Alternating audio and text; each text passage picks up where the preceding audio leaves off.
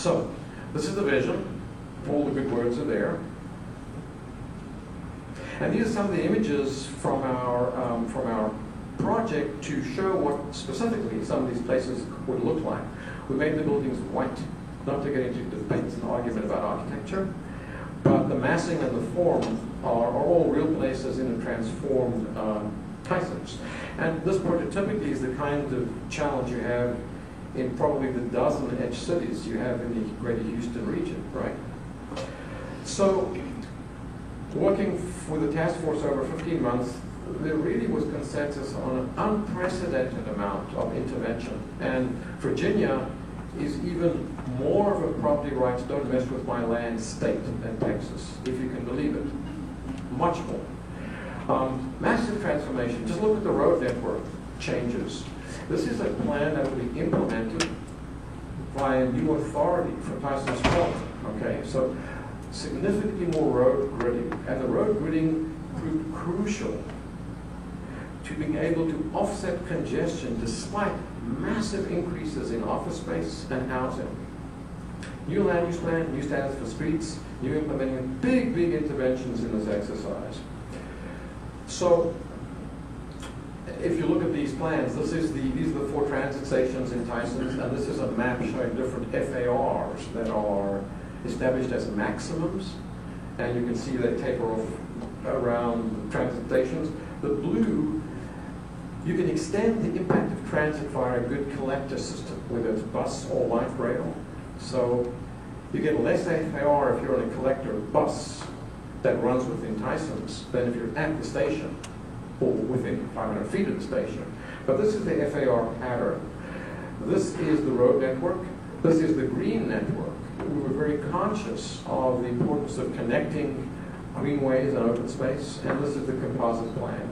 But we've almost doubled jobs. We've increased the number of residents by about 8, and now about 15,000 residents there. Massive change in job housing balance. Right now it's about 12 to 1. It's going down to 4 to 1. So what does all this do? Is it manageable?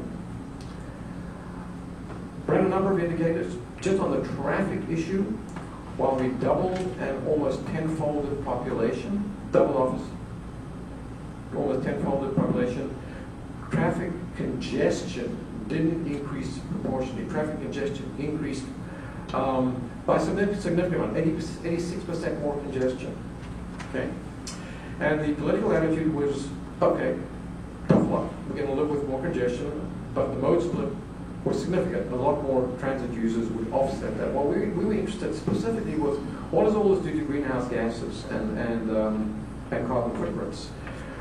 If you apply all of the measures, LEED buildings, walkable communities, transit, trip chaining is now possible because you can go shopping and hoteling and laundry and restauranting in the same area if you live there.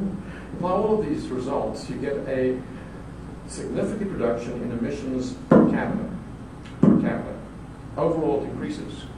But on a per capita basis, you've got a 16% reduction. That's not bad. If you're interested in making the case that densification doesn't mean more greenhouse gases, you can make the case if you're careful about it. And transportation is a significant piece of the emissions picture. Transportation countrywide is almost 30%. In California, it's 40%.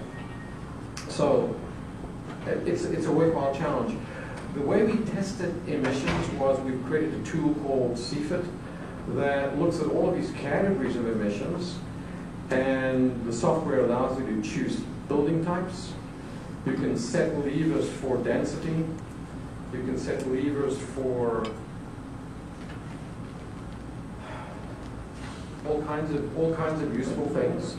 There are formulas that calculate and give you outcomes on greenhouse gases from your land use alternatives. So if you take, this is a screenshot of the model, you take an area in the middle of Tysons, that area, you can find out, you can specify land use, floor area ratios, mix of uses, and you'll get outcomes that tell you what the per capita and overall greenhouse gas emissions are and other kinds of results.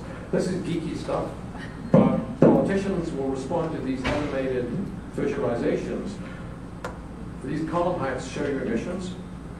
This is live interactive. As you change land use, your visualization changes so that you can see if you put more housing in this part of Tysons, what it does to the emissions from that quadrant versus other quadrants, and your graph is live in real time in terms of achieving your target, which is that line. This shows you how close you are to achieving your target. So, again, these are the kinds of tools in the next decade that will become normal tools that planners and agencies will have to have some ability to manage as more and more states and the federal government gets into the global climate and sustainability picture.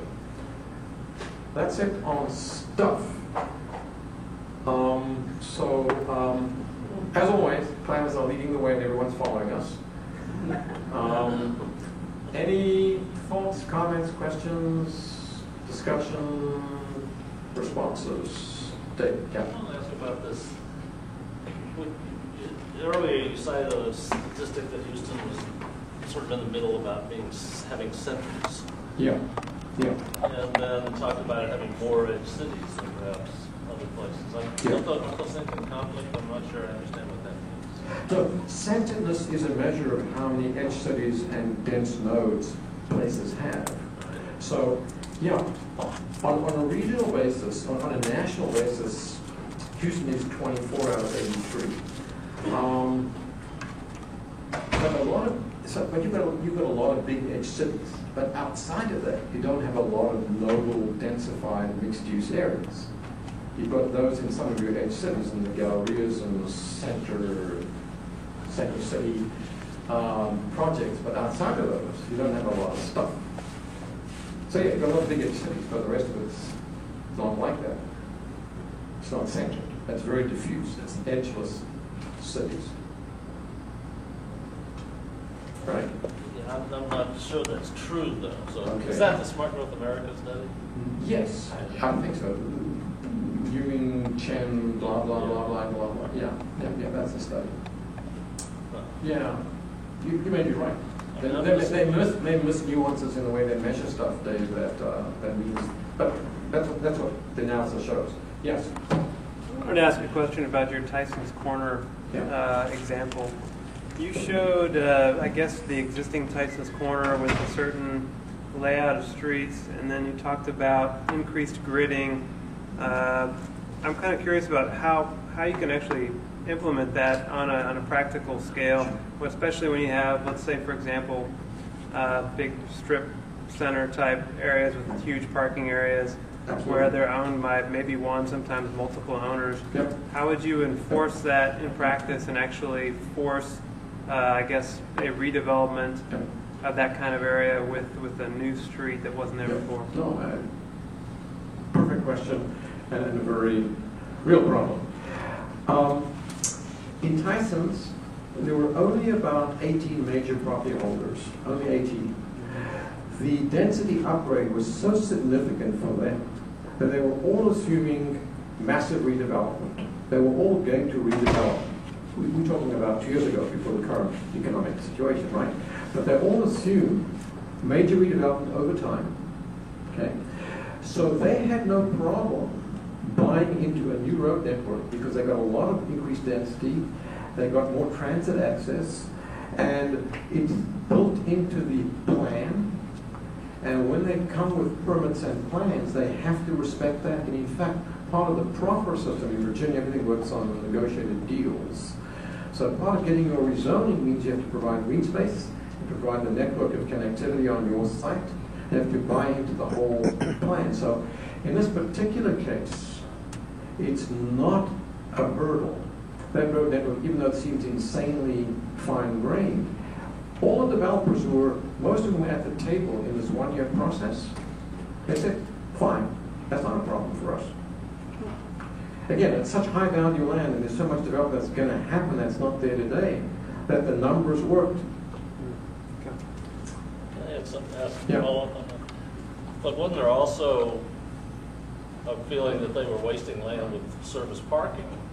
and that this meant they were going to, just doing the roadways was trivial compared to regaining the use of that land. Right? Absolutely, valid point. And the FAR permitted wasn't enough in all cases today to support structured parking. So it's partly land value based on what you can build, all right? Floor area ratios right now. And there's one, if you're familiar with Tysons Corner, Route 7, which is the northwest corridor, is mainly car lots and auto dealers, okay? So that use is gone. That use is not a viable, logical use in an edge city today, let alone in 20 years. So we didn't even think that we need to take care of relocating them. We thought the market would take care of that. And that's very low intensity stuff, car lots, used car lots and new car lots. Other thoughts, comments, questions, observation at the back? What states have the best policies to encourage smart growth, and what do those policies look like? Great question. So what states have the best policies? What do those policies look like? Is that the second Yeah, one? what's the content? All right.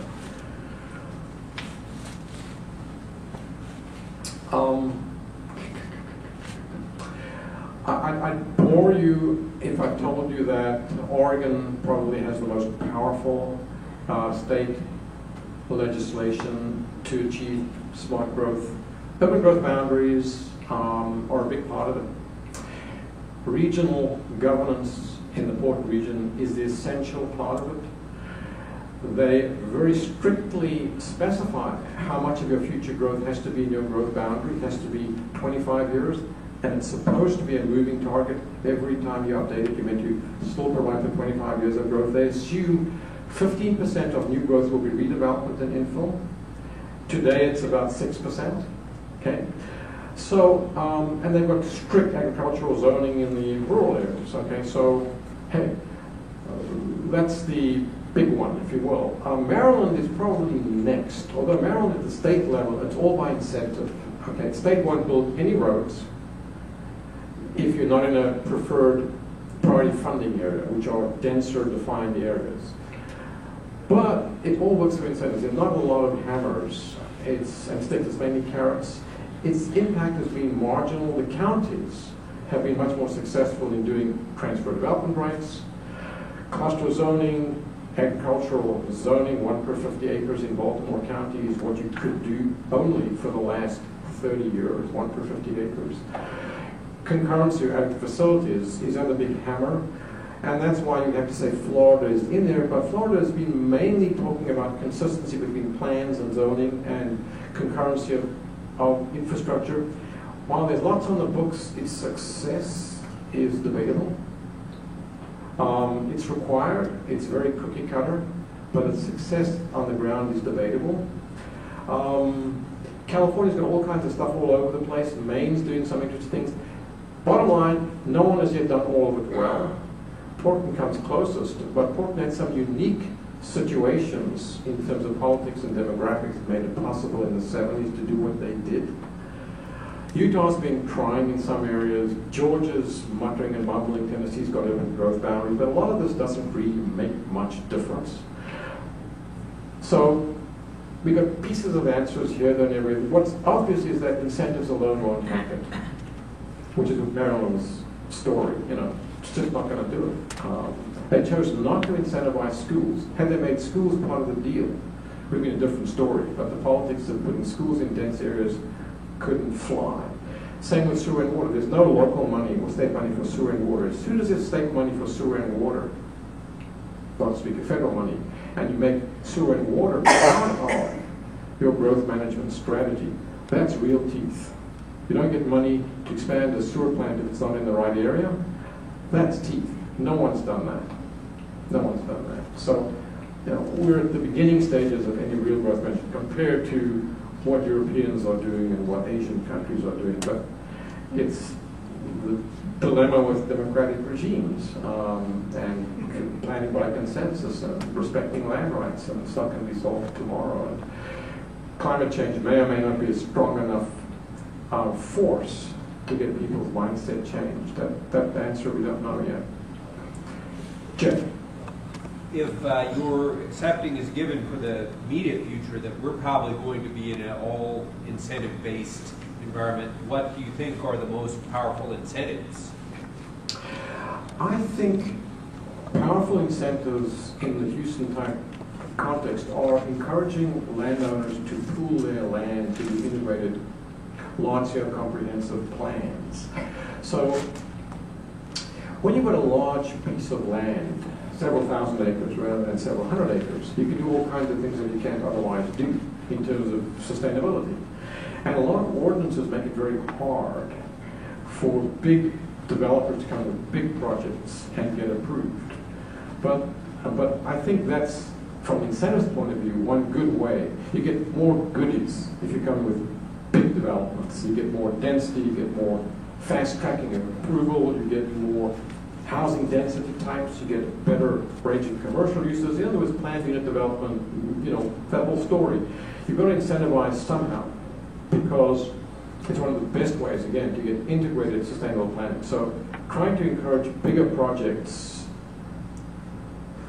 Montgomery County, for example, in its urban areas, the WFAR if you're coming with more than 5 acres of land. Instead of 0.33, you get 0.66. That's a big deal.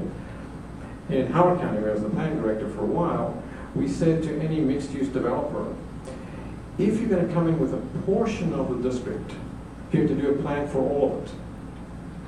If you're coming with more than half of the district, you have to do a plan for the whole district. And that plan's going to carry the day. That forced lots of developers to pool their resources and do integrated planning so as not to be caught out and left holding the bag with someone else's plan. So those kinds of market-oriented incentives work better.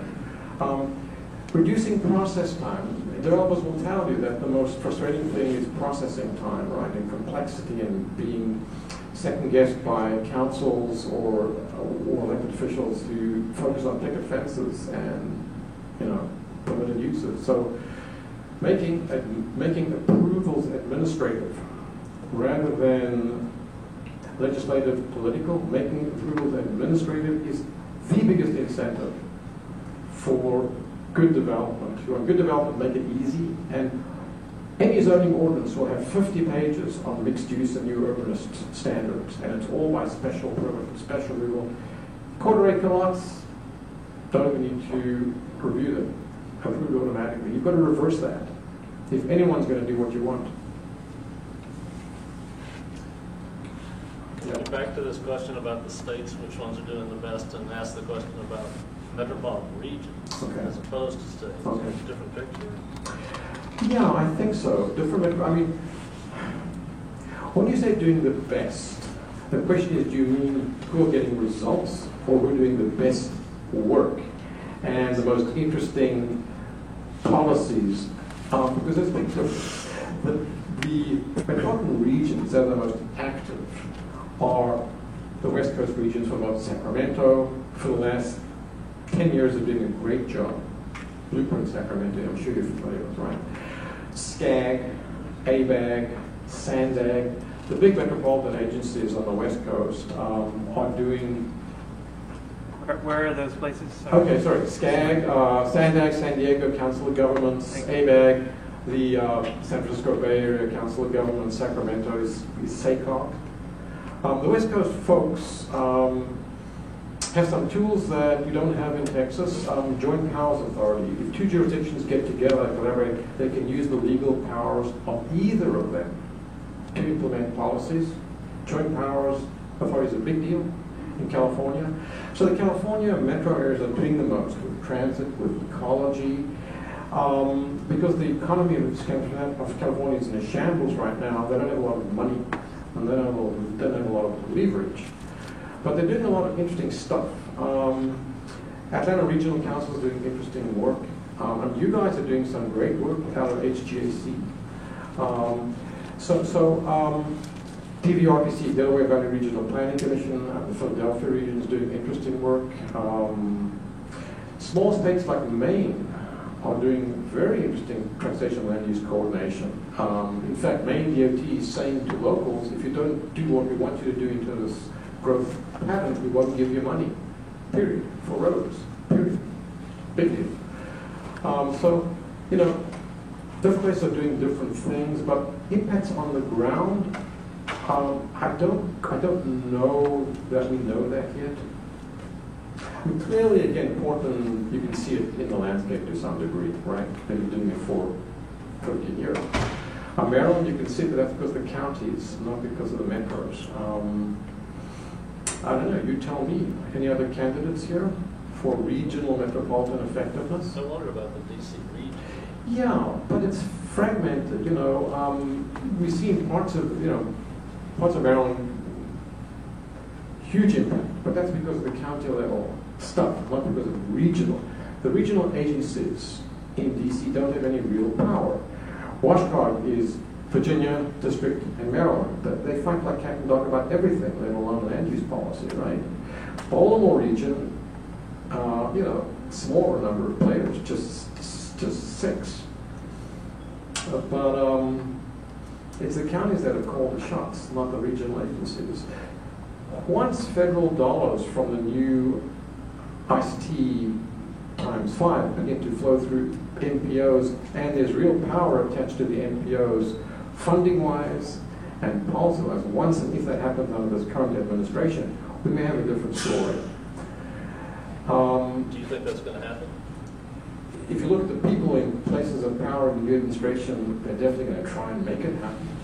Definitely going to try and make it. Whether the seat politically, I don't know, but there are people in high positions in the new Department of Transportation who are committed to funding regional authorities with more power and more money.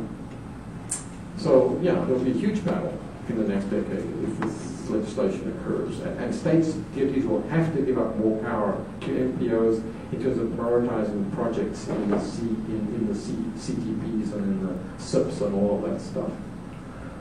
Okay, what do you want to do, David? It's 5 after 1. Are we done with questions, comments? No, do you we want can to keep going here a usually little? stay till 1:30 and around 1:20 we'll start walking out. But it's Okay, all right.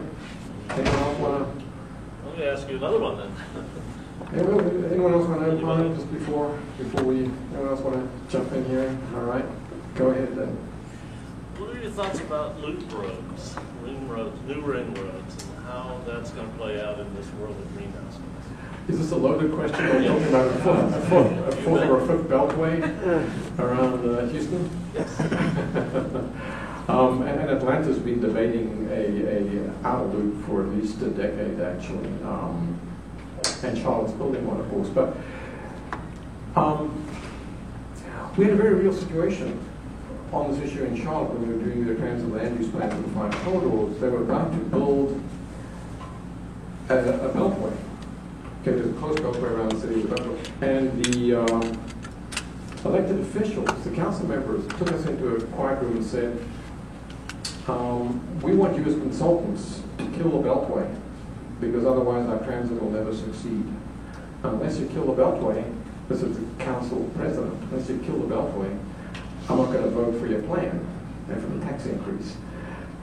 And he said, I don't care if the $1 billion+ of money for the beltway can't come to us. It's use it or lose it. The $1 billion for the beltway wouldn't come into transit projects, okay? It would just go. He said, I don't care. I just don't want you guys to approve. Your plan and your event have to include killing the beltway, otherwise I'm not going to vote for this tax, okay? And they're about to start building the thing, right? Well, they built a portion of it. We in the end said, and this is what I believe, that beltways serve a lot of useful functions. They do detour through traffic around the central area. They do support freight. Freight is not going to be rail-based anymore. Freight's going to require accessible regional locations close to interchanges. You can't put all your traffic through the center core areas. Blah, blah, blah, blah, blah. There are a lot of good reasons that beltways happen.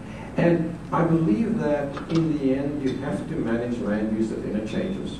And you have to manage land use so that the usual impacts of beltways that people assume will occur are mitigated.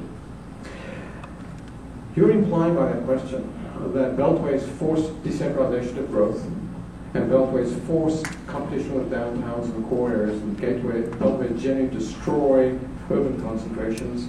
and particularly destroy transit feasibility. That's what the question presumes.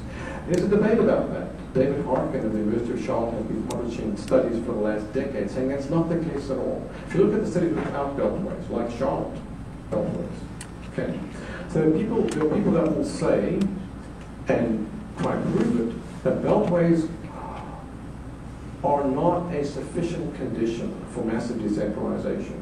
And maybe what they will do is they will cause larger concentrations of development at the interchanges because they're more accessible with the beltway.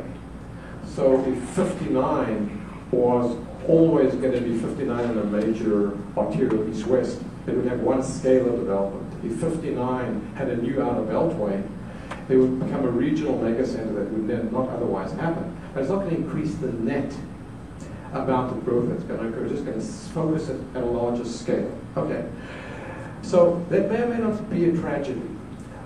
If, on the other hand, you've got a serious transit program and it doesn't correspond to your radial roads and it doesn't relate to the beltway, and people in China on the 16th circumferential around Beijing are putting in a rail line. Okay, so what's happening in Washington, D.C., we're designing a circumferential transit line. Okay, so transit can go circumferentially at a certain point in a mature region as well. It doesn't have to exclude transit. But if you're an immature region and you're developed and you want a radial transit pattern, clearly having an outer beltway out of it can be problematic if you don't control land use. Okay, so I don't have a general answer to your question. Okay, I would say generally beltways have a reason and have plausibility if you can manage land use and if you can manage land use enough to support transit. If you can't do either of those things, and it's free for all in the marketplace, it may be problematic. But at the best of times, you've got 3.5% of the population in this region using transit, okay? If you get up to 5%, you've done a miraculous effort. The other 95% people are not going to be transit users. Do what you will, probably. What about the 90%? Okay? And I think you have to deal with that. You can't simply say, beltways are going to cause massive VMT increases, massive decentralization. I don't think they will necessarily. And I think you simply can't presume that you're going to get better than a 10% transit share ever. Even with $6 a gallon gas, people won't first off go to transit. They'll do 3 or 4 other things, as we know from European and other experience, 3 or 4 other things first before they really think about land use location. So that's a long-winded answer to a very troublesome and difficult question. Yeah. Well, one question that when you start looking at several decades out, the question of the real cost of fossil fuel-based automobile and truck travel seems to be pretty way up in the air. Nobody has a clue what the real cost will be. But what is the range of your assumptions in these models about the cost of it per mile travel saved vis-a-vis the present? Yeah, and the models that have been run, we know what the situation in Europe is, where gas is 3 times the cost of gas here. So the models that have been run go all the way up to $10 a gallon gas, right? And all the way down to $2 a gallon gas, right?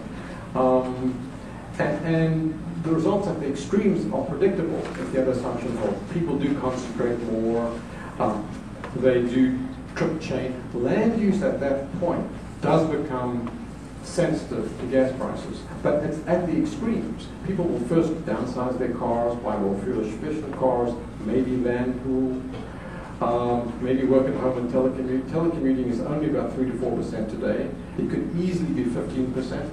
That's a big deal. So, again, you raise the price of gas to $10 a gallon, land use begins to change, clearly. But then also, at the same time, you've got to do things like test for telecommuting. You've got to control telecommuting. Do you have paid parking in the suburbs or free parking? And all of these other variables are really part of the picture. The Propolis study done, Propolis, done for 8 European metros is the best study done anywhere, because it tests just what you're talking about. It tests gas, it tests parking lots, it tests transit, and again, it's the combo packages. If you hike gas prices at the same time as increasing transit, then you may have a shot at it. But all kinds of weird things start happening in these models. If you have tolls at the quarters, people start moving to outside the quarters. The whole idea is to get the money and you get them to pay when they come in. But if you toll the quarters, the models put growth outside the quarters. So a lot of these ideas have counterintuitive outcomes. And so models are useful for testing that. But again, it's got to be stuff in combination. Just gas prices alone won't get it.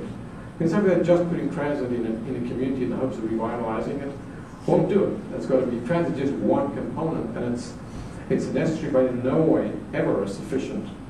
Toronto, Vancouver, Ottawa, the best examples of transit metropoli in North America. Transit was just one piece of a very, very stringent system. BRT in Ottawa does 7 times better than the best light rail system in the US. 7 times, it's a bus rapid transit, 7 times more ridership. The only reason it does that in the BRT guideway is because any shopping center or office building more than 30,000 square feet has to be within a half mile of a BRT stop. It can be nowhere else. Okay, if you're going to do that with land use, you're going to get ridership. But no one in North America has begun to think in those terms in relation to transit systems. So it's you know, the Canadians can do it because they've got the authority and the tradition of top-down planning. In the US, it hasn't begun to happen. Even the minimum densities, maybe there are 5 jurisdictions in the country, big cities, that say you have a minimum density which you have to build to. Has to be 10 use per acre. It can't be less. Okay, that's a big step, but very few people are doing that. Okay, yeah. Well, there's one thing that you did mention several times. The Americans, by their nature, are constantly changing. So when you, these models don't, there's no way they can ever emulate the human brain, because the minute you, there's a problem on the road, that the people have instantly adjusted to it. Absolutely. And then the second thing that you did mention is the word trucks too many times. And we see so many 18-wheeler trucks go into a neighborhood to deliver a little small package. We can't even figure out how they can afford to do that economically. But we've got trucks everywhere that you go. Everything's being hauled now by trucks. And railroads are being torn down and eliminated. The tracks are being eliminated. And to me, it seems that those trucks belch more bilge than the automobiles by in orders of magnitude. They're running around, also buses running around half empty or nearly empty. And so we're somehow missing the boat. I know that we have to, we concentrate on the 4-wheelers, but the 6-wheelers and above, we're just not even, we're ignoring them. And I think that is, you can't do modeling of emissions or anything when you do that. You're right in both counts. Models are always going to fail you because you can't really predict the future. So the best models have a lot of alternatives. 6 months, right? Maybe you've got 6 months. Well, no. You had me for what? For being right? No. No, I mean, the best models do a fairly decent job of trying to deal with uncertainty and blah, blah, blah. But that's an inherent problem. Your point about people adjusting immediately to traffic congestion accidents is a real point. The most effective single thing you can do to deal with congestion on the highway is quick response, accident, incident, intervention. In terms of congestion benefits and operational intervention to take crashes out of the way is the most effective benefit to congestion, bar none. Bar all of this land use stuff paled by comparison with the % improvement in congestion. The truck thing is a real issue. The most advanced major Asian and European cities are now clearly talking about truck-only highways and truck-only lanes, and the US is soon going to be needing to talk about truck-only systems. you know, the truck delivery to the micro scale, and neighbors go, I don't know what's being done in that area. I just don't, not on top of that. The problem is, we don't, you're right, we don't typically model and simulate truck traffic at all, let alone well, because it's a macro problem. It's not just a Houston problem. You've got to look at where trucks are coming from all over Texas. And that's very hard to do. And so, not only do we not deal with it, we don't really analyze it effectively, typically. And that's a technical data problem, actually. All right. I think we've run out of steam. Thank you very much.